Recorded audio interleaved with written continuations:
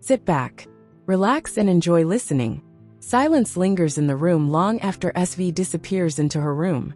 The weight of the exchange between her and RK still hangs in the air, unspoken yet heavy. The members glance at one another, unsure whether to break the silence or let it settle. One of them exhales sharply, shaking his head. Did anyone expect that? Another leans back against the couch, rubbing his temples. I don't know what just happened, but he trails off, looking toward RK, who remains standing in the kitchen, his gaze fixed in the direction SV had gone. She actually sat down and ate. Someone murmurs in disbelief. Another scoffs, crossing his arms. Not because she wanted to. If it weren't for her mother, she would have walked out like always. A chuckle escapes from one of them. And RK actually had the guts to keep pushing her. Does he have a death wish? Member 1 shakes his head. RK is insane. Why is he even doing this? Taking such a risk? Member 4 nods in agreement. True. It was her mother, otherwise RK would have been done for. Who would have saved him? Member 5 crosses his arms, frowning. Does he even know what he's doing? It's stupidity to make someone eat when they hate you. Member 3 adds. And you shouldn't do that, especially when your life is at stake. Their murmurs fade as their eyes catch Jill. He's been silent all this time, watching RK with an unreadable expression.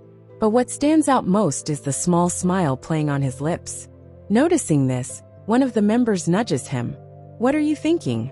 Jill doesn't answer immediately. Instead, he continues watching RK before finally speaking. See?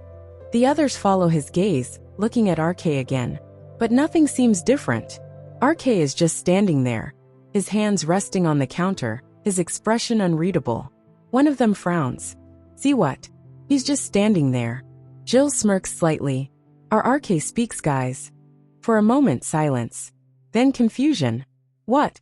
Jill leans back. Think about it. After that accusation, have you seen him speak like this?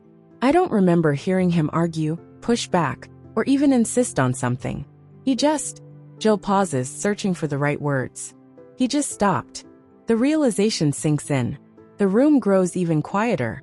Member 3 sighs, running a hand through his hair. Yeah, he barely said anything. He used to talk about things he cared about, things that mattered to him. But after everything that happened, he just accepted everything silently. Member 4 finishes. Even the things he never would have accepted before. Jill nods. Exactly. But tonight, he didn't just speak. He pushed. He stood his ground, for the first time in a long time. He wasn't silent. And maybe that meant something. The weight of those words settles over them. Silence lingers, making the members think. After a while, Member 1 frowns slightly.